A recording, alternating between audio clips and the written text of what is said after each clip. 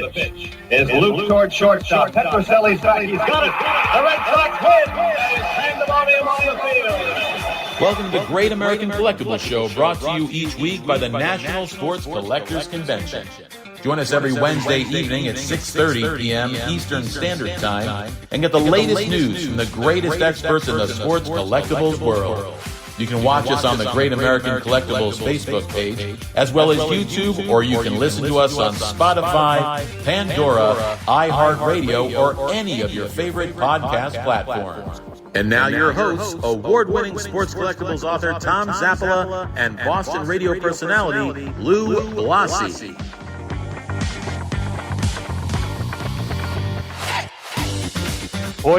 Boys, how are ya? Charlie Parino. Hello. JR Icons in beautiful Florida. Welcome to the Great American Collectibles Show. Tom Zapp, my co-host Lou Blassie, radio sports personality. Yeah. Louis, you're keeping busy these days, huh? I'm keeping very busy these days. What's going on with Sirius Radio? Are you in? Is the season in, out? What's going on with that? Season is out. Basically, July 4th, they turned to football, and I made a mistake like 15 years ago saying no one would take an analyst on both football and baseball, and just decided to stick with baseball. Biggest mistake, my biggest career mistake. Hey, by the way, this kid Curtis Mead is off to an auspicious start with the Red Sox, huh? That's so Red Sox. It's like, Charlie, so the Red Sox, they traded a really good pitcher, potentially really good pitcher for their new starting second baseman who has 17 home runs at this stage of the game. Kid from the Nationals, Curtis Mead. Which, by the way, tripled his career numbers. Yeah, he did. Everybody that leaves the Nationals has a great career elsewhere. Right. They're going to trade. What are they going to trade? Those other two guys they have now? Right. So anyways, he made his debut last night on the West Coast. First at bat struck out, which is fine, no problem. Second at bat, he gets hit on the wrist, and he's out. Potentially, he could be out for a while, but we don't know that. Anyway, okay, we have a good show. A lot going on this week. This is a national week. We are actually, Lou, is the show going to air tonight or tomorrow night? We're going to air it on Wednesday. Tomorrow night, yeah. Wednesday. So this really Tuesday. We are recording the show a day early because Ellen and I have to head out to the National in Chicago. No, that's not why we're recording the show early. Well, yeah. Plus, they're putting in a new rug. They're tearing up my studio tomorrow. Good timing to tear up the studio. Louis, you found out about it yesterday afternoon? So, Louis, did you pick out the rug? No, I didn't get a chance to pick out the rug. No. Have you seen it? No, I get no idea. I'll see it Friday, I guess. But you know what you're gonna hate? You're gonna hate that. You know that smell of new rug? It always hangs around the house for a couple of weeks. Right. Yeah, you're gonna have that smell of new rugs. But I was wanting to do 3 shows, and it's like there's people in my studio just taking cabinets out and stuff like that. It's like you gotta work here. So funny. Charlie, speaking of new rugs, you're in a new studio. Tell us about it, because I'll tell you what. We love your studio, your old studio. Rico and I have been there several times. We had a great studio, but tell us about it. Well, the other studio was a 2-level facility. So upstairs was the studio and downstairs was pretty much the corporate legal offices and everything. It was just getting too tight, guys. We have over 300 products on our site. And our inventory room was getting tight. It was getting very claustrophobic. So we moved a couple blocks away here in West Palm Beach and doubled the size of the facility. The studio is almost off to the side, so nobody else working there gets affected. The show's pretty loud. The show's loaded with energy, and we go from 5 to about midnight, 6 days a week, and soon on Sundays. But double the space. Everybody's got their own office, and a lot more good quality work's getting done. And the shipping room tripled in size because, as you know, we have a lot of customers. And your shipping room was pretty small. Nobody understands that the show is the show. The ripping's the fun part, but it's the back. Like you guys know from the studio, it's the back end. It's the shipping. It's the listings. It's the technology, the marketing, all there, and it's a great improvement. We've been there about 2 months now, a couple blocks away. I used to stroll to the office. Now it's pretty hot walking this heat. I'm walking. I did a show the other night, and I'm walking to the studio. It's about an 8-minute walk. I almost had to go there and take a shower. It's hot. Well, I mean, for our viewers, prior to Charlie moving, Charlie has a beautiful apartment up. What floor were you on, Charlie? 7th floor. So you're on the 7th floor of a high rise, and the studio was on the 1st floor. Yeah, so I had a commute on the elevator ride, which was Right. So that was pretty cool. But Charlie, if I recall, your new location is down there. What was the name of that pizza joint we ate? That was fabulous. Adrian's Pizza is right across the street, which I'm going to gain a couple pounds there, so I better Well, start. hold on. You got Adrian's. You got Bellagio is right down the street there. City Place is there. I walk past. Here's the problem. I walk to the studio every day, and I pass Italy, which we had lunch there. Italy, where we had lunch there. And I don't know what it is. I can walk right past it, but I just somehow make a right, and I'm bringing home cheese or gelato every day. I'm coming home in an Italy bag. I almost have like an Italy side kiosk here. I got to stop eating their cheese. And by the way, you're right. You're right there next to, right by the Heritage auction. I pass the Heritage off every day, and personally, I have some stuff I drop off there, some packs and non-sport items of my personal collection. And I do a lot of buying from Heritage also. But it's great that they're right there. And we tell our customers if they ever want to pull a card after it gets graded, submit it to an auction house, that we can just virtually walk it over to Heritage. Because I don't know what's going on with the mail system too, but a lot of packages are getting lost, and the tracking.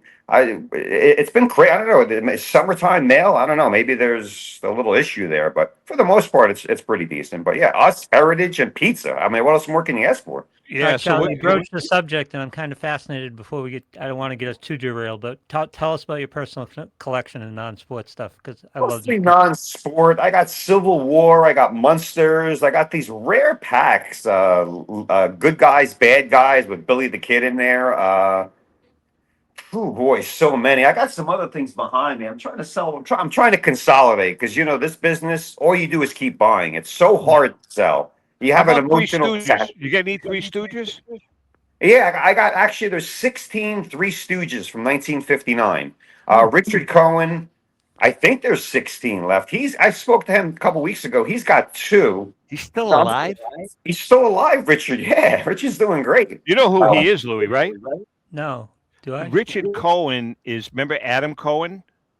Yeah. That's Adam's dad. Richard is the one that owned the canceled check, the contract, the Babe Ruth contract. Oh, that we get the checks from that we saw? Yeah, the one that we did the signing with at the Garden. Yeah, we did a book signing at the Sports Museum at the Garden, Charlie, and the 2 checks were there signed from the Red Sox to the Yankees for Babe Ruth. It was Wait, they didn't cash these checks all these years? And actually, at the time, I think Richard has since sold them, but Richard was a huge Stooges.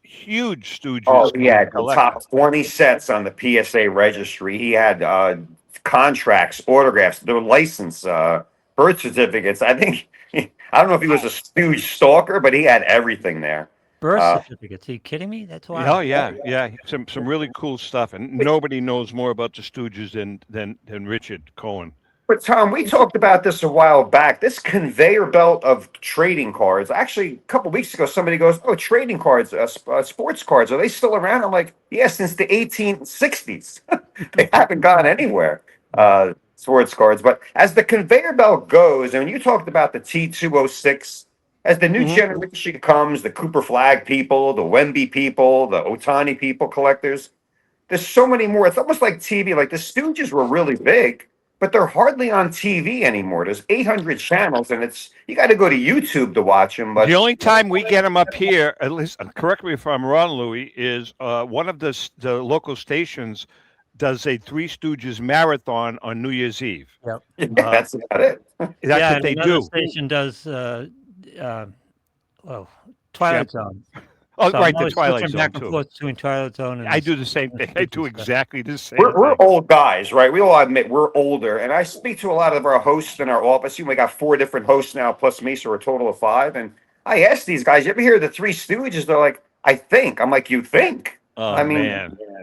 I bring up songs or movies. We had a pop culture box with Clint Eastwood. I go, "You guys know Clint Eastwood?" I go, and they looked at me like I was like from. I know, another and you know something. It hit you right, and you're 1,000% right. It hit you right between the eyes because I've asked my grandkids that, and my kids. You know, it's like really, it's a little depressing when you know. We were talking about entertainers. You know, talking about the best. I don't know, entertainers and bands and singers. Mhm. They didn't half the people like just singers. They're They oblivious. like my son-in-law Dan. Now he's no kid. Never heard of Dean Martin. Oh, come on. Swear to God. You grew I up said, Italian. what? He says, wait a minute. He was a singer, right? But he was unsure of himself. I Now, said, my "You job at freaking the sports book, all all the kids around there, I'll mention a piece of music or something will come up on the casino playlist. And it's like, you know who this is, right? And they look at me and go, I have no idea who this is. Exactly. It's like Journey, you know? You know, we're the golden age of cinema with all those great actors. And I will talk. Let's not go Humphrey Bogart and those guys. Let's go Pacino, De Niro, and Pesci. They're not going to be replaced. They're replacing them. But you know something, they're going to be forgotten because I guess I'll tell you right now, they're going to be forgotten. Who was it that was telling me? Oh, we were talking to one of the. Oh, I know who it was. It was what's his name? Dan Wolken. I was talking to Dan Wolken from Memory Lane, and this was off the air. We were talking on the phone. I think it may have been before we went on the air. And do you remember what the hell was his name? Glenn Ford. Mhm. Glenn Ford, great actor, right? Yeah. Great actor. Won Academy Awards, right? His son brought all of his memorabilia, everything to Memory Lane, and he said, "Nobody remembers my father. Nobody remembers my father as an actor." Now, Glenn Ford was a very good actor, and as I said, he won an Academy Award or two. But that whole generation, they're gone. You know, I mean, Bogart. My grandkids wouldn't know Humphrey Bogart from Humphrey whoever. It's Well, just advanced a little bit. Let's go Steve McQueen, Robert Redford, and some Yeah. great actors. I mean, they're on a conveyor belt. And the actors of today, they're around, but they're not really highlighting anymore. Well, let And me ask you this, Charlie. Though I mean, this is a good segue into one of the questions I was going to ask you. Let's talk vintage. Let's talk modern. Let's talk ultra modern. You're involved heavily with all of that stuff. Are you seeing a decrease in the vintage market with the cards, or the access to the cards, or because I mean everybody tells us vintage is strong, and the kids, a lot of kid investors starting to gravitate towards vintage. Are you seeing any of that? we're pretty much across the board. You know, our shows are all, we have packs from the 50s all the way up to 2025, we'll call it 2026.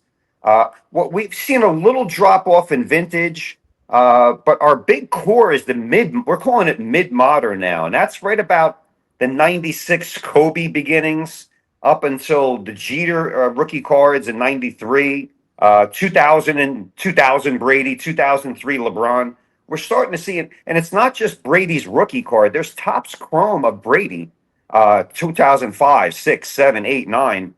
Not like five-figure cards, but maybe in the gold or red refractors. But a lot of good mid-modern guys. Nobody can afford Brady's rookie card. The average collector, we're Right. trying to bring back the middle class.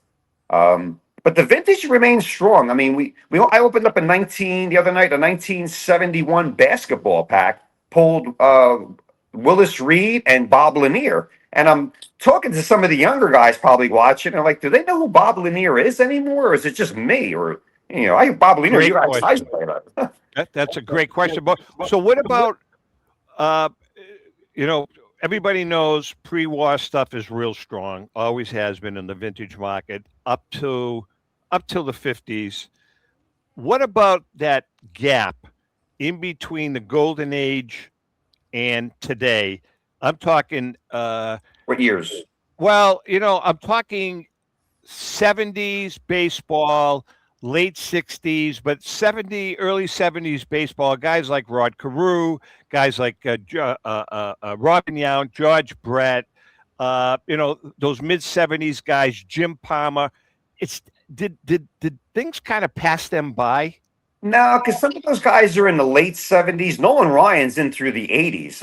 I just did a listing on our 82 baseball. His card in the 82, the junk wax era, is I think $7,000. Hmm. Wait, let me check. 70, 82 baseball, 82. I tell you, go to our site and you can see all the dynamic listings of these players. 81, 82, 83 is not junk wax anymore. Right. I hate to say it. The 82 baseball, Nolan Ryan, Tom Seaver, 83 baseball also. But here it was the 81 baseball.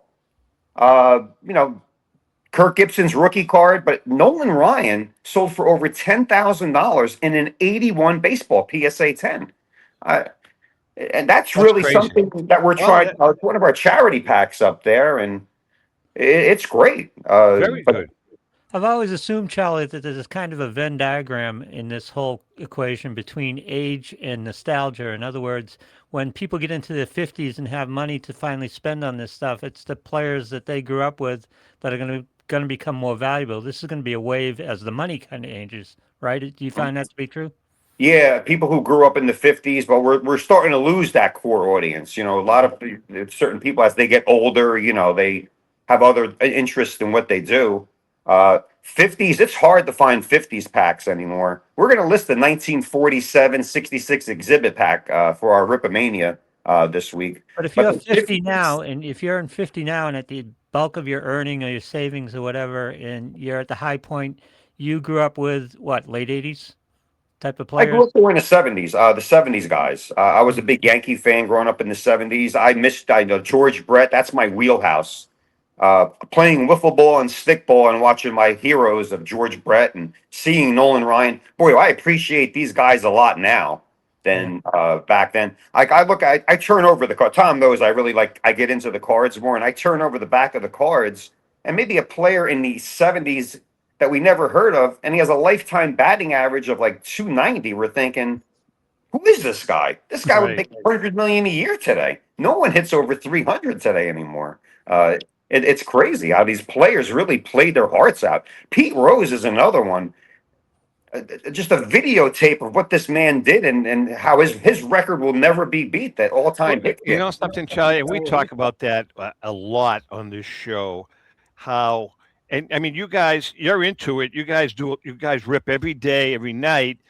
Um, it just seems as though, again, there is some on the modern stuff. There's an element of gambling, because you know we call it manufactured rarities. We've talked about it a million times, and all of a sudden that Wanda Franco card is not worth anything anymore, or that Zion Williamson card is not worth anything anymore.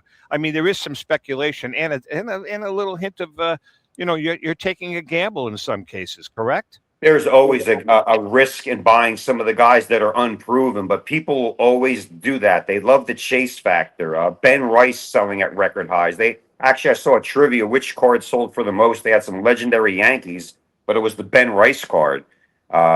It's fun because you can root for these guys. This guy, the Miz, how can you compare anyone to Nolan Ryan? But 185 strikeouts in 120 innings or something. I get it. That's all good stuff. And you want to start maybe dipping into some of the rookie guys that are out there. Your Red Sox are loaded with some rookies, and Yeah, it's I mean, and that's what the kids look for. They call them chase cards, chase cards. and Yeah. and the manufacturers, they are doing a good job with that.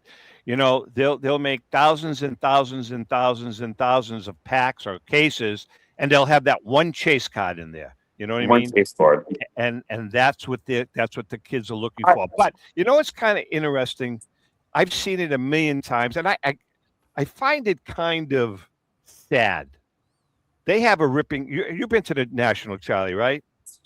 Okay, so they have an area where it's kind of like a ripping area, right? Mhm. And The what stage. happens is I see these kids, buy a box and rip open a pack, looking for that chase card, looking for that chase card. They don't find a chase card. You know what they do? They throw the cards on the floor. Oh, that throw- makes They my throw the stomach cards on rumble. the floor and they leave. They leave. They have no use for the other cards, unless it's that chase card, or if it's a common, forget it. On the floor, and they leave it. It's horrible. I mean, maybe they should just make one card packs if kids aren't going to start collecting them anymore. It's kind of sad in a way. Yeah. And you can think if you're looking for the chase card, but as you throw away some of the other rookies that no one ever heard of, maybe in 3-4 years, how many people were throwing away Sam Darnold's rookie card? Now the guy comes back and wins the Super Bowl. Point. Not for nothing. If he wins another one, he'll have two. And he's That's a great point. Enough. Do you go back in your trash can and get Sam Darnold out of there? We joke all the time. Right? Don't Very throw good anything point. out. This is it's your permission to hoard in this It business. is. All right, listen, we're going to take a break. Charlie Parino's in the house. When we come back, we're going to talk about Ripamania. Oh, Now, yeah. is Ripamania like WrestleMania? Kind of anything mania, but we're ripping, not wrestling now. But All right, we're going to take a quick break. Charlie's with us for the whole hour. Hang in there. We'll be right back. Perfect.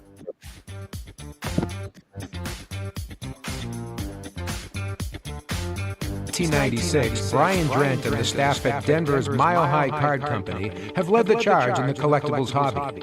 Mile High is a full-service dealer specializing in buying and selling cards and offers a competitive consignment program for all collectors. Whether it be their computerized want list service, appraisals, or auction services, Mile High has it all.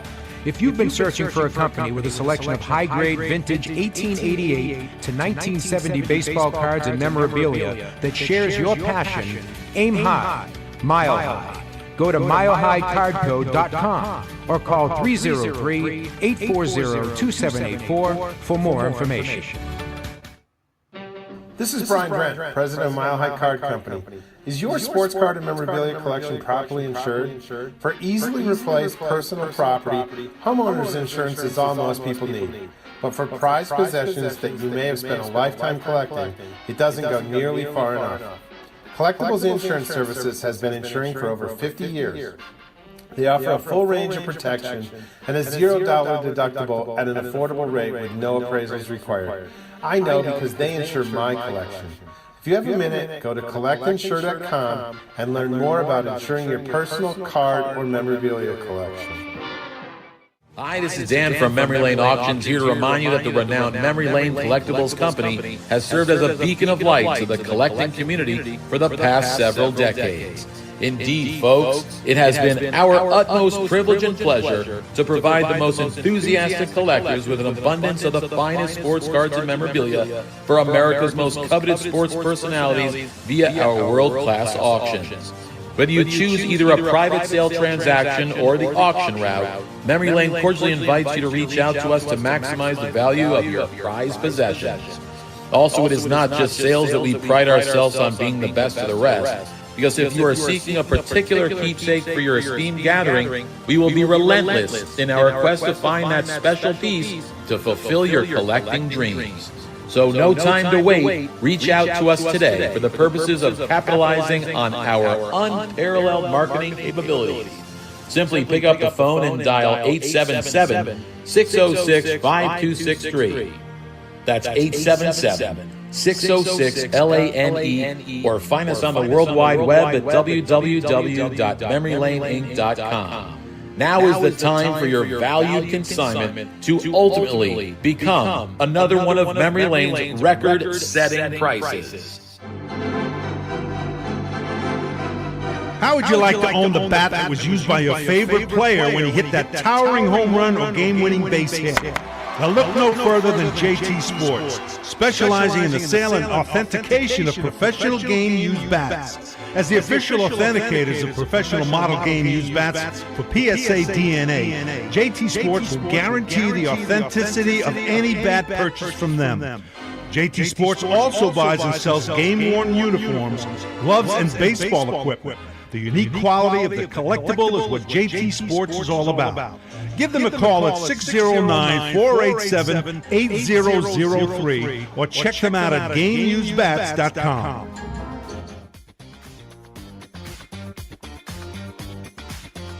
Okay, we are back. Before we get back to Charlie and talk about Ripamania, I want to take a minute to tell you about our series of award-winning sports collectibles books. Over the years, Ellen and I, along with longtime hobby legend Joe Orlando, fantasy baseball host, our own Lou Blasi, sports columnist John Mallory, and a cast of characters, we've been incredibly fortunate to win a total of 12 National Book Awards, including the prestigious Ben Franklin Award, one of the highest honors in the independent publishing world. We're especially proud of these books because they're filled with amazing stories and just some really cool information on cards, memorabilia, and the like. If you'd like to add one or even the entire collection to your library, just visit tomzappalamedia.com. I really think you're going to love them. And as a matter of fact, I think a couple of them are on sale. We periodically put books on sale. So if you're into it, you're into collecting, tomzappalamedia.com. As we've talked about, Ellen and I, along with Leighton Sheldon, Joe Orlando's been a big help. We are in the process of our final book, Legendary Finds and Sports Collecting Treasures, that will be released, by the way, a year from now at the National. The book launch is going to be at the 2027 Nationals. We're pretty excited about it. Speaking of which, we are going to be at the National. We're going to be broadcasting on Friday of this week from the Burka stage. Stop by and say hi. The Burka stage is on the second floor, Hall G. I think it's near the Fanatics gig. We're not sure. But stop by. We're going to be on from 1:30 until 2:45. So we're looking forward to it. We got a cast of characters, some of the great auction guys. Gordy Bonkers from Bonkers Cards is going to be co-hosting with me because Rico is not going to be coming. Rico's got a couple of Red Sox gigs. So we hope you stop by and see us. All right, Charlie, let's talk about Ripomania. What is it all about? Tell us about it. Well, it's our second Ripomania, so we'll call it Ripomania 2. We do it smack in the middle between the Fanatics Fest and the National. We're all perfect timing for sports cards. We're in the sports lull right now. Outside of Wimbledon, the World Cup, which was crazy, we're in that sports quiet. And it's actually, the trivia is there's only 2 days a year where there's no football, baseball, basketball, or hockey on. And it's the day before the All-Star break and the day after. And don't get me going on the All-Star game because I watched some old All-Star games from the 70s and different game. Yeah, the All-Star games today, that's more like WrestleMania than baseball. Yeah, it's just do a sign and show or have a video game. Have these guys play a video game of the game and it could be more enjoyable. But Ripomania, it ends actually. We have a counter on our site, 4 days and 11 hours. We're giving away over 15,000 in prizes. We were at the National before. We opened up a 1961 Fleer on the stage in Atlantic City. That was really fun, but we're more online and ripping, so it's hard to rip without bringing packs there. Things are being sold out on a consistent basis. We're going to do something at the West Palm Beach show. We're going to try it, and if it's successful, we'll be at the National next year trying to maybe bring 2 of everything and just list those like a special. Charlie, I'm really glad you mentioned that because let's talk about the West Palm Beach show if we could. Mm-hmm. I'd like to, we've been there a zillion times. It's a good show. It's getting bigger and bigger. I think that would be a great place to do a simul broadcasting with JRI Cards and the Great American Collector. I mean, we're down there all winter. Yeah, it's in November, I think, right? Yeah, November? yeah. Well, no, I think they have 2 now. They're having one in November, and I think they're having another one in March. I believe it's March, and we're there until May. So we should look into that. Yes. And do a show together. Can we do a show? Can we do a show from No, Two no, Drunken no. Goats? I'll be down there. I remember when we did that. We went to a bar somewhere up north, and I gave away a new card scoop baseball pack. I think back then that pack was like $200. I think one just sold for like $1,200. Where was the bar? Do you remember? It was between Hero and Rico was up north. That was at that dive in up in Sebring. That was in Sebring, right near the racetrack. And I'm opening up a new card scoop that's extremely rare. And Charlie, by the way, I still remember you were a big help to us when we did the fundraiser for the Children's did one at Cancer Fund. the Cancer Fund, and we did one at Boston's on the beach. Yeah, we were there. We did one for the Jimmy Fund and one for little. What the hell is it called? Little the little Sprouts. tykes or little kids. Yeah, we did, and that was a great auction. We raised about we raised about 20 grand in about 2 hours at the. That was great. Yeah, All that the was a good. That was a good. memorabilia. Yep. Yeah, Mhm. yeah. And you know who the biggest buyer? I don't know. This is kind of a little sidebar. You know who bought the most? You know what I'm talking about? The one that we did at County Line Pizza. That was the second one. You and I, you did the auction with me. You co-hosted. You were my co-auctioneer, and you know who bought not the majority, but who bought a large amount of memorabilia that day? No, was he anonymous or? No, well, no, because she was there and he was there. Caroline Levitt and her husband Nick. Oh, yeah, I remember. Yeah, they were buying up everything. That was great. Nick bought up a bunch of stuff. He's a big collector, and Caroline was there. And of course, the rest is history with Caroline. But anyway, we had a fun day. So let's talk about Rippermania. How does it all work? Rippermania, every $100 you spend, we've been doing it for about 2 months now. Every $100 you spend anywhere on JRI cards gets you 1 entry, and Spectacle Breaks get you 2 entries to win on there also. We're giving away first place a 1970 PSA graded wax pack from 1970 with Wilt Chamberlain on the back. So one lucky winner is going to get that pack. I'm going to open it up that Sunday, August 2nd, and they're going to get 10 tall boy cards, pack fresh, 1 guaranteed being Wilt Chamberlain. And people are very excited. It's going to be a phenomenal giveaway. And then we're giving away a lot of points, $300 break credits, $150 break credits. And all you got to do is spend $100 to get 1 entry. And I tell you, we've done this in the past where 1 entry, sometimes that person wins. It's remarkable, but you got to be in it to win it. 1970s, that second year of basketball after 69. They didn't make anything since 61. There's some really nice cards. It was Lou Alcindor. His card is the big one in there, but we're guaranteeing Wilt Chamberlain. So that's our Rippermania main event giveaway. And then we have a shot pack giveaway. We have about 198 shot packs on site, and every $100 you spend on any shot packs gets you 1 entry. And we're giving away a first place is going to be a 2003 Topps Chrome Basketball Hobby Foil pack, which may contain, of course, LeBron James. And his prices, love him or hate him, have been climbing. Some cards in that box have doubled since then. We're also second place is an Excalibur from 2014. That's the second year Kaboom possibilities there. So it's great that as you're ripping with JRI, you have a chance to win a Tom Brady pack. Let me see what else here. Derek Jeter pack, some baseball, some Ovechkin and Crosby hockey packs. We call it the hockey hat trick. All the details are on the site, on the JRI website. But we're giving away a lot of packs. Maybe a chance to pull Tiger Woods. So it's another layer. You rip, and then maybe you get a chance to get a free pack to rip some more. And then we have a JRI Plus membership. If you're a JRI Plus member, you get a lot of perks. You get discounts, double reward points.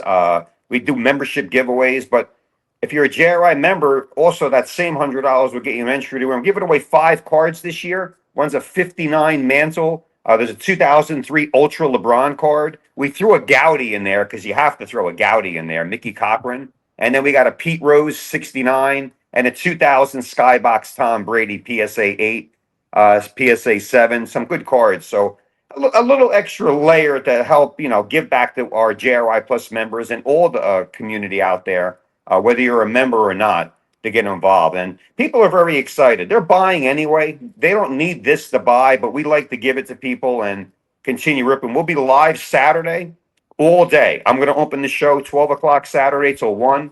And then the 3 other hosts will do the show. 4 other hosts, I'm sorry. The JRI girls will be there. The dollar girls. The JRI girls, yeah. The JRI girls are girls that come on and do specials. It gives the host a break. Bathroom, drink of water, wipe his face down or whatever. The JRI girls come on and they do a special, at least 3 to 4 during the show. And they're tough because some work with us, some leave, but we're going to have a slew of new JRI girls coming over the summer. And it's 99% guys, so it's nice to see a nice pretty face on there once in a while. Exactly. You know? No Who wants doubt. to see this old mug right here? Nobody wants. Charlie, They're on today. They should pop up today. yeah. Yeah. Next show Charlie, we'll do them. We'll do you them. We have know, pictures of them on our site. we were with you in the infancy stages, if you recall, of JRI cards. It's probably at the very beginning. My question is, it's just mind-boggling how you've gone from. I think originally, Charlie, what did you do? One night a week for a couple of hours. You're initially, Yeah, every right? Wednesday. Every Wednesday night, a couple of hours, and now you're doing 6, soon to be 7 days a week. How many hours a day? Well, it was when we were going live 3 or 4 times a week. It was 6 to 10. Then it went 6 to 11. Then it went 6 to 12. Then it went 5 to 12. Now we have 2 hosts, 5 to 7 and 7 to 11 or 12. 6 days a week. I did a show on Sunday. You know, our last Sunday before Ripamania. We're like, why not? Let's do a show. Let's see how it goes. I was there. I thought I was going to do the show maybe from like till 10 o'clock. I was there till after midnight, just ripping. I mean, not talking, ripping constantly. So, and Charlie, I mean, obviously, you know how many people are watching, how many people are involved, correct? Yes. Wow, that's incredible. It's, you know what it is?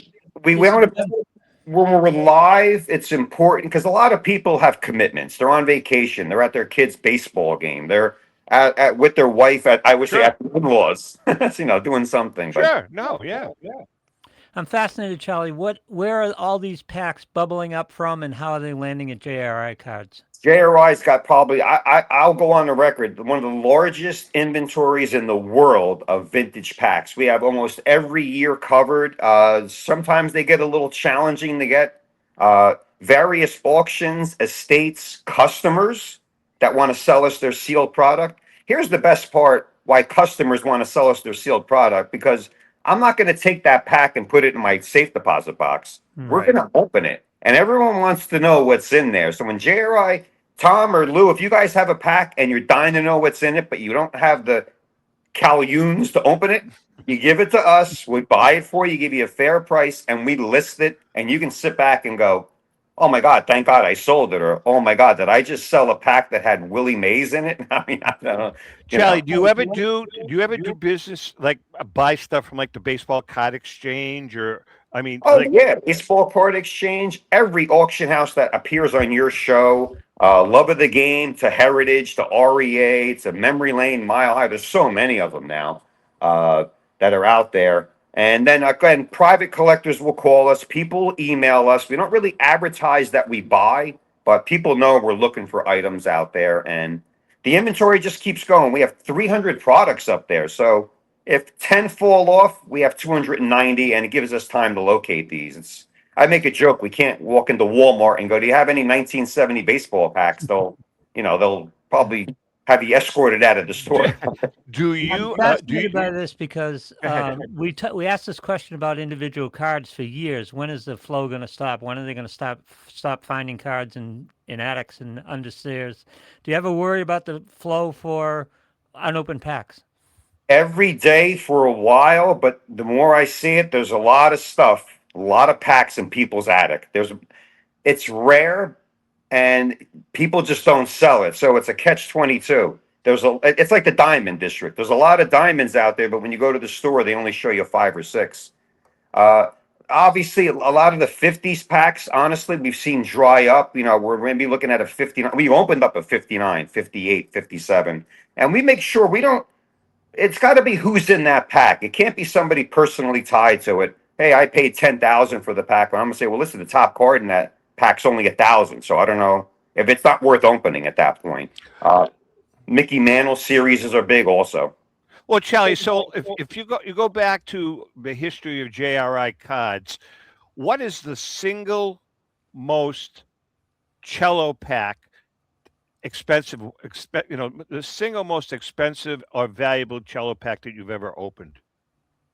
Boy, the 1957, we opened a first series with a lot of good stars in there. 1958 football, we pulled 4 Jim Browns. And we opened up maybe, I'm going to guess, maybe 15 or about 20 packs of 58 football. Wow. They're becoming increasingly hard to find, but there's only 132 cards in the set. and we pulled 4 Jim Browns. We're That's trying crazy. to find. We're trying to find the 10. There is no 10, but a 9 sells for close to $1 million, and we have one up there right now. Actually, a 1958 football card, 132 in the set, and Jim Brown's rookie card, even in an 8.5, is worth a couple $100,000. And listen, if it popped up today, is it worth $1 million? We don't know. You guys probably see prices also. We scratch our heads sometimes. It's crazy. Of what's going. It's Yeah, not what a about- bubble. It's a bubble with certain. Not even a bubble. There's certain players. Here's my take, real quick. Michael Jordan. You guys know we open up a lot of modern product. We see Wilt Chamberlain. We see Jerry West in these modern products. They slip them in there. Jabbar and et cetera. No Michael Jordan. Prism, Tops, anything. No Michael Jordan. He already stated, I'm not going to. I don't know. I don't know the reason. He doesn't need the money. It's not about a money thing. He just doesn't want his card. I'm guessing, if I could speak for Michael, in the modern cards. He wants people to chase the 86, 87, 88, 89, those sky boxes in. And I don't know. What's your guys' take on that? Should his legacy be in the modern or? That's a tough one. That's a tough one. I mean, again, the ultimate car is the 86. And I just, I mean, I look at Michael as a vintage guy. You know what I mean? That's the way I've always looked at it. But I know he's like, I don't know. I mean, I don't have an answer. But yeah, I mean, I consider him a vintage guy. But some of the stuff that's coming out now is, crazy. Just We absolutely crazy. offer the Skybox. Remember the old Fleer Skybox? For some reason, these precious metal gems and essentials cards, very tough to pull, but they're upwards to about $500,000. Well, let me tell you something. With the book that we're writing, we're doing a chapter. We've been working closely with Nat Turner from PSA, and Nat has he's got both the red and the green, both red and green. He's got a complete red set, the highest, and then he's got all but 3, I believe, of the precious metal gem greens. He's missing 3 cards. Wow. Yeah. Maybe we should get into one of our shot packs. I mean, I mean, you know what those things are worth, and he's been on a mission to find those 3 cards. They're very hard. It's like a treasure hunt. It really is. It's like on a boat and you're out there. And it's a beautiful card. Charlie, what about Pokemon? Do you get into Pokemon at all? We offered one product. They've went up a lot in value, so we took a step back. We're not into the bubbles, Jordan. We know Jordan will always do well, but cartoon figures of Pokemon, very popular. You mentioned the West Palm Beach show. I think we talked about this. It was like Half the tables were 60%. Pokemon. Yeah, that was a little disheartening. Yeah, when Joe Marino and I, it was like 60% Pokemon. All Pokemon, yeah. So we have one pack up there. We've done them in the past before, but right now we're taking just a little time out to see what's going on with the pricing and what's in there and what kids are collecting them. Is it a fad? Like, Yu-Gi-Oh kind of disappeared a little bit. SpongeBob came out. Disney came out with some new products from Topps. The Mickey Mouse is worth a lot. That's a little different because we all have. So let's say, I mean, if you got your hands, let's go back. Let's go back to the 50s or 60s. If you got your hand on an unopened Davy Crockett from the Disney series, a Davy Crockett with Fess Parker, is there anything there? Would there be any interest in something like that?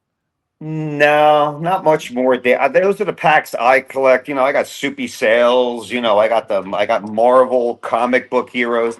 The non-sports not there. The horrors of war, they're just not getting enough time. They need publicity.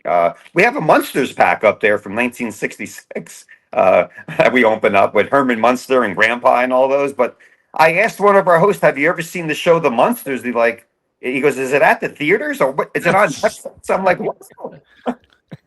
Adam's Family, Gilligan's Island. When we open up a Brady pack, we play the opening of the Brady Bunch song. Here's a story about a man named Brady. And I asked the 2 of the younger guys, I go, "Do you know what show that's from?" They go, "No." I go, "It's the Brady Bunch." Unbelievable. All right, listen, we're going to take a break. We come back, Charlie. One thing that I've always admired, and you do a hell of a job with it, some of the charity stuff that you guys do. We're going to talk about we'll touch upon that. Yes. Yeah, I want to touch upon that. We come back and We have another segment, our last segment with Charlie. I'm going to miss you. I wish you were at the National, but, it is I'm what going to it go is. next year. Where is it next year? It's in Chicago again. Chicago again. Yeah, okay. Yeah, Right. yeah. It's in It's Chicago. good to see everybody. Everybody I buy from, auctions here or there. They're all there. They're all there. I mean, you could go just to buy. You know what I mean? Just on a buying trip there. For crying out Yes, loud. exactly. All Right. right, we're going to take a quick break. One more segment to go. Hang in there. We shall return.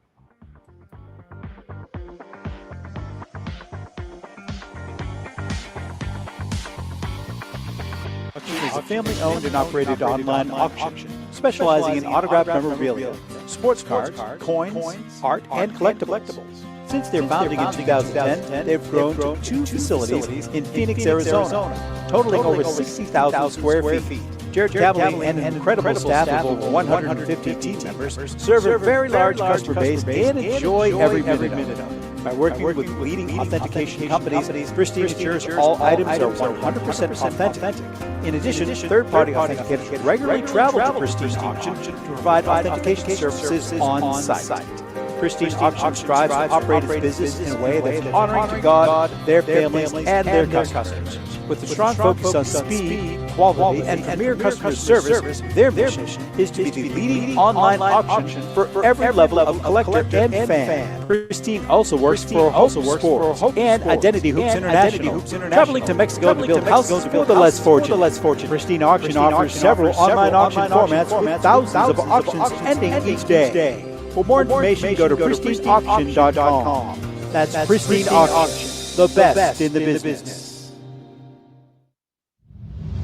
If you are a discerning collector interested in owning the most important pieces in the hobby, look no further than Leland's Auctions. The original sports auction and appraisal house, Leland's was established in 1985 by legendary pioneer founder Joshua Leland Evans.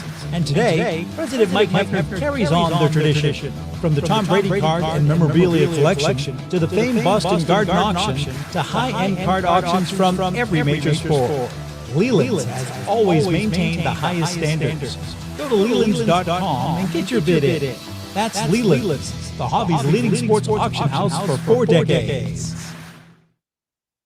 It's often been said that championships are won on the practice field, and world records come only to those willing to work harder than everybody else. Heritage Auctions is the world's largest collectibles auctioneer because we believe that becoming the best is only an invitation to the challenge of remaining the best. This requires the skills of the hobby's top experts, capable of identifying and maximizing value for our consignors. It requires the most visited website in the industry, courting a global audience of collectors over 1.5 million strong. It requires a dedicated press department that expands our global reach far beyond the entrenched hobby marketplace.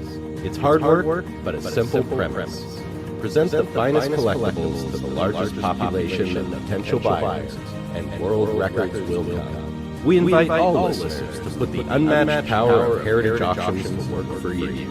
Auction evaluations are always free, and our commission-based fee structure ensures that our interests are always aligned. The highest possible price for your collectibles. There will always be new world records to chase, so let's chase them together.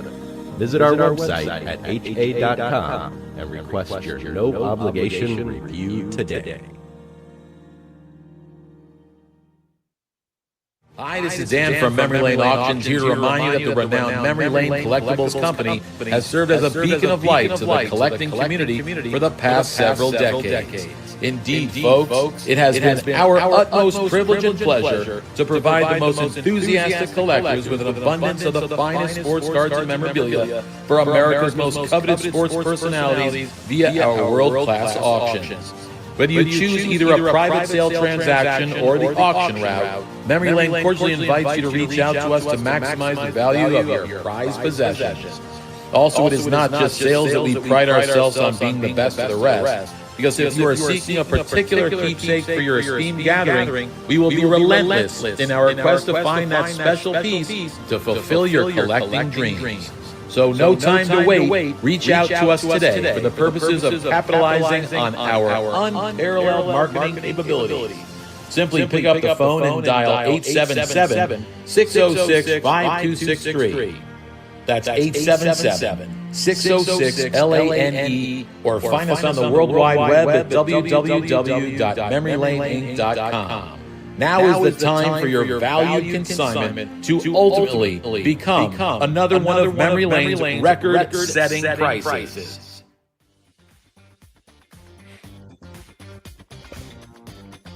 All right, we are back. My paisan, my Sicilian paisan, Charlie Parino's in house. Charlie, when are you going to go to Sicily? Boy, I got to talk to you about that. I got to get out of the heat here. It's so hot. I talked to my brother. My brother said he would give you the royal treatment. Oh, all right. When's the best couple of months to go, real quick? Not to take up time. The fall. During football? Either October, September, October, or March, April. Okay, March and April could work. Maybe even in September early. I see you. I'm telling you, man. I will see your brother. Yes, and but I see you coming back with an absolutely drop dead gorgeous Sicilian wife. Ooh, I may have to go tomorrow. That's of course, I'll come back with a big belly too, but that's what I'm more concerned about. Hey, Charlie, tell us before we get into the charity work you guys do. How about giving your crew a shout out? Walk us through your crew, because I know the two boys are involved, but you got a great crew. They're personable. Tell us about your crew. All right, the crew is my two boys, Sammy and Marco. Sammy does all the technology background, and he has a team behind him of about six other guys there also. So it's Sammy to our technology team with 6 under them. Then we got Money Marco. He does the marketing. He's our marketing. Instagram, Facebook. We're now going on TikTok also. We're starting to see a good response. Wait a minute. Did Marco just get married? Who got married? Marco got married, yes, and he was in Italy for 2 weeks. Right. He's still working off the weight. But he does the marketing, and he has a team under him. So we outsource a lot of our marketing there. We got the JRI girls. That's Tiffany. That's Kim. And a couple of them went away for the summer. It's very common. It's the travel season. So they're there. And then we got 4 hosts. Jelly. His name's Jared, but we call him the Jelly Man. His nickname's Jelly. It's just kind of stuck. Then we got MCH. He's almost about 10 years younger than me, so he brings a little bit more of that vintage knowledge. As I am the oldest, and my days of doing the show with my voice, Sinatra made it sing until 70, 80. But I started to fumble my words a little bit, and it gets kind of. I remember when Sinatra forgot the words to "My Way," it broke my heart. And I'm like, oh no, don't tell me I'm gonna say a 75 baseball pack. Who's in it again? Who's George Brett? If that's the hurdle, Charlie, we'd have been off the air 10 years ago. Exactly. So I got to keep taking my vitamins. There's MCH. Then there's Bobby Z. He's got the mustache. He's our youngest host, but he looks like a 70s dude with the mustache. And then there's Worthy. He's more of a personality, similar like the Pat Summerall. He's got that good monotone, good ripping. So every show host has a different one. We are looking maybe for another show host, especially when we go live on Sunday.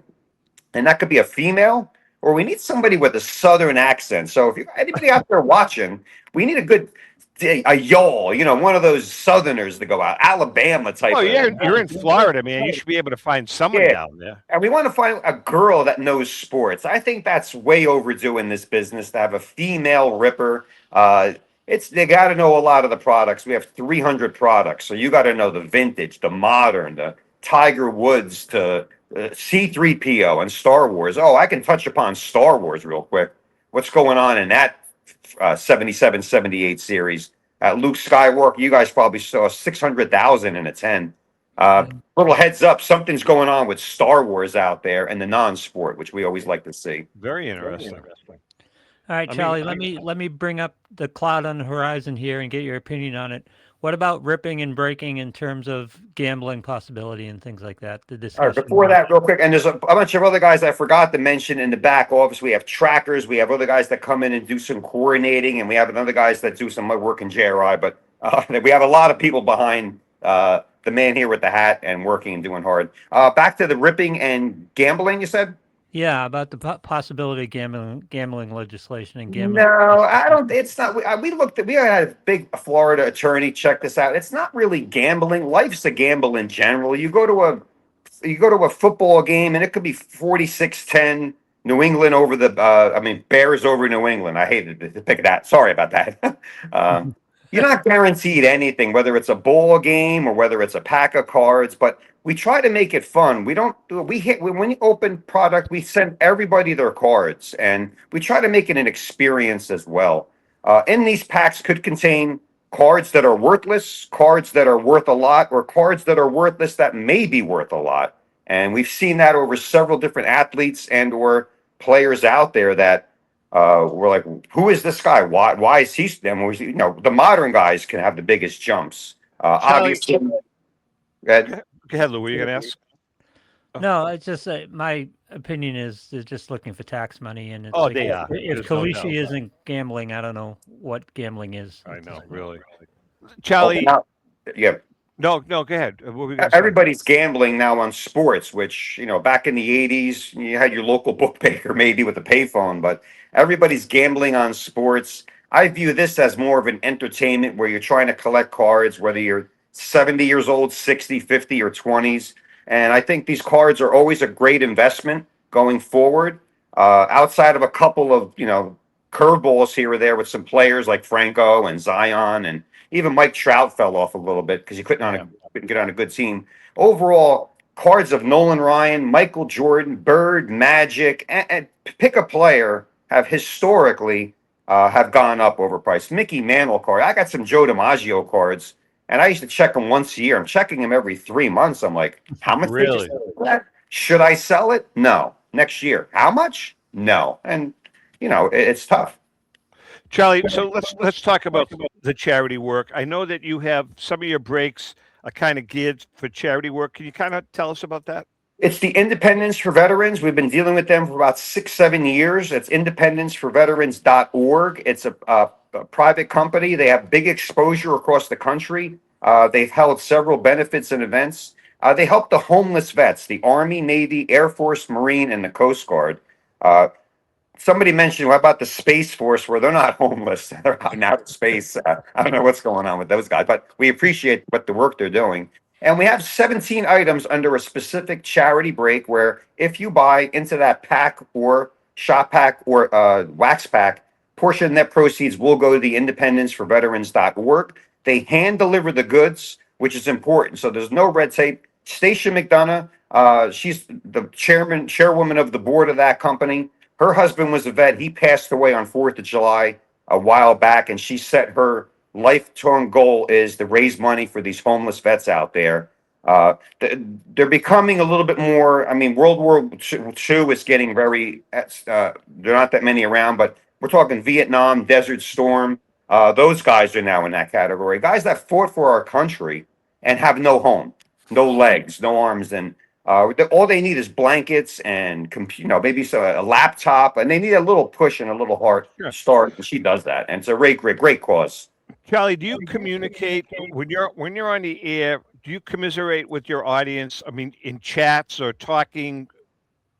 Yes, that's all part of the entertainment philosophy upon JRI. It's a community, and when we open up a high-end pack that could possibly contain one of those precious metal gems, the viewers come in because everyone's on a need-to-know basis. Will that be the card? Every host knows that if you pull possibly, in some of our packs, up to $1 million card, that you could be all over the internet. And every host roots each other on, but the camaraderie in our chat is there. We've had customers that have been here with us for 8 years.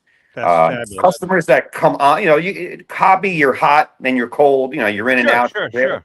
But we have guys coming back and they just give us a woo. That's our big trademark, is give us a woo in the chat. Say hello. I still have that. We still have a customer that pulled the 74 Hank Aaron, came back a PSA 9. And he comes in once in a while and goes, I still got the card. And it's great. Interesting. Hey, I want to talk about our pal, Michael Variali, and his unique business model, Sports Cards, the Hobby. Michael takes pride in educating collectors about the ins and outs of the hobby, and he will advise you on making sound decisions based on your collecting needs. You can follow him on Instagram at Sports Cards, the Hobby, or on Facebook. And while you're there, check out their super rare collection of unique Ken Griffey Jr. signed rookie cards and others. To learn the value of your collection and event schedule, visit sportscardsthehobby.com or call or text 631-339-0900. Educating, buying, selling, and trading is Sports Cards, the hobby. Charlie, PSA. PSA, obviously, a lot of people have been waiting and waiting and waiting. I know the lead times are out there for PSA. Millions and millions of cards, and got caught up with them. And they are investing $200 million in their infrastructure over the next year or two, and they're going to hire 1,000 people. Do you help? If I ask Charlie Parino, if I have a card, you rip that card, you open it up, will you grade that card for me if I ask you? Yes, absolutely. If it's a high-end card, we send it off to PSA. We grade it for free. It eliminates the back and forth. We send it to PSA. Sometimes if it's a high-end card, we got a Tiger Woods autograph came back at 10. We have a LeBron card Tom Brady 2000 Bowman came back at 9.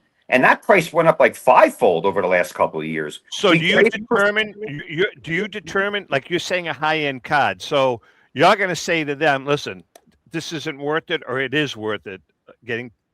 Okay, so here's what we do. We open the pack live, and the host, who doesn't have time to research it because we're ripping constantly, he'll put a GR on there. Now, it doesn't stand for great rip. It's a grading review. And the next day, our team will look at it, and we'll make the assessment. Hey, we'll grade this for free.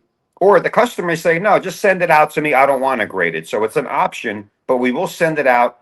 And if we pull an 86 Jordan and it looks really good, we may even express that because we want to know if this customer's getting a 10 out there. So very cool. It's a good little feature. And then when the cards come back to JRI, it's called a grade parade. We play parade music and we showcase the card, who pulled it, and the grade. And we always argue the grade. Even if it's a 10, we argue the grade. Because it's like the refs. You got to argue. All right. And don't forget, you got to have insurance, Lou. What about our friends at Finkelmeyer? Well, the Finkelmeyer Insurance Agency has been insuring collectibles since the early 80s. The late Tom Finkelmeyer wrote the original sports memorabilia insurance policy when no one else in the industry was insuring sports collectibles. A lifelong collector of sports cards, Tom Sr. instilled the love of collecting in Tom Jr., who's the current president of the Finkelmeyer Insurance Agency. Tom Finkelmeyer Jr., with 3 decades of insurance experience, has paired that expertise with 50 years of collecting, and with a litany of professional designations, including counseling and risk management. Tom covers every aspect of your collectibles insurance needs. Unlike some companies that just sell collectibles insurance directly to the consumer online, Finkelmeyer Insurance Agency is the only independent retail agent who specializes in sports memorabilia and collectibles nationwide. Representing all major companies that sell collectibles insurance, there's no agent that insures more collectors, dealers, appraisers, auctioneers, or events in the collectibles hobby than Finkelmeyer Insurance. Our good friend and hobby legend John Tobby of JT Sports has been using Finkelmeyer Insurance for over 20 years. For more information, go to thefia.com. That's thefia.com. That's Finkelmeyer Insurance, where collecting is our passion. All right, Charles. I think we're just about out of time, Charlie. And go ahead. Give me 30 seconds. And Lou, great point. JRI, we pulled a lot of cards 4 or 5 years ago. I remember some Otani cards we pulled that we didn't grade on the house because they were worth about 100, 150. Now they're worth 400 or 500. And Lou, you make a great point. Everybody out there watching, if you have a collection at home and you don't think it's worth a lot, don't think. Go on there, use vintage card prices, check some comps. And if these cards are worth a lot, I urge everybody not to buy, not to sell them or not to hold on to them, but insure them, because you would be it's worth shocked, $500 could be worth in the thousands now. Charlie, you would be shocked as to how many people that we know have collections worth thousands and thousands and thousands of dollars and are not insured. Just flood, crazy. fire, theft. I mean, it's insane. I mean, there's one individual that it's just crazy, man. Crazy. No, it's just nuts. Talked about checking your values every 3 months. I'm guessing some people would be shocked how much their collections are worth right now. Absolutely. No doubt. No doubt. All right, listen, we're going to be at the National. We're going to be heading out on tomorrow and looking forward to it. Stop by. We're going to be doing the show on the Burkus stage, 2nd floor, Hall G, right near where all the big exhibits are. We've got tons of giveaways, unopened packs. We got the famous Great American Collectibles rubber nervous balls that Rico created, the squeeze balls. Rico's a riot. When Rico's on stage with us up there for 2 hours, as he's talking, he's throwing these balls out to the audience, and by the time the show is finished, he can't lift his arm. It's hysterical. Charlie, how can people reach you? In closing, jricards.com. There's still 4.5 days to get involved with our Ripomania. So if you're at the National and you want a little downtime at night, feel free to watch us. Feel free to participate. $15,000 in prizes from our new studio, and we'll be live all day Saturday. So if you have a little break from the National, you want to go back to the hotel, watch some live ripping, might as well just soak it all in. I'll be live Sunday giving away that pack. It's Ripomania 2, and I tell you right now, we're not disclosing it, but Ripomania 3 is going to be even bigger and better out there. jricards.com. Charlie, we're looking forward to seeing you this winter. As I said, we're going to be heading down there somewhere around right after the first of the year, and we're going to be there probably till May this year. So we're right after Christmas. Okay, so we'll pursue that show at March at the West Palm. I'm going to look into it. Lou and I will work it all out. We'll contact when I get down there. We'll contact the people at the West Palm Beach show and go from there. I think a simulcast would be awesome. That would be great. A lot of giveaways. All right. With that being said, Charlie, JRR Cards, Mike Paisan, thanks for coming on board. Louis, I will see you when I get back. By the way, just FYI programming note, after today's show, the next 2 weeks are going to be the show that we do at the National. Mm-hmm. Next week will be the first hour of the show, and the second week will be the second hour of the show. And we're going to throw in a nice little special package, a special one-on-one interview with hobby legend Joe Orlando that is going to be really, really good. With that being said, hang in there. Have a great week and happy collecting. Say hi to Rico for me. I will. Happy collecting. Take care, guys. Yeah.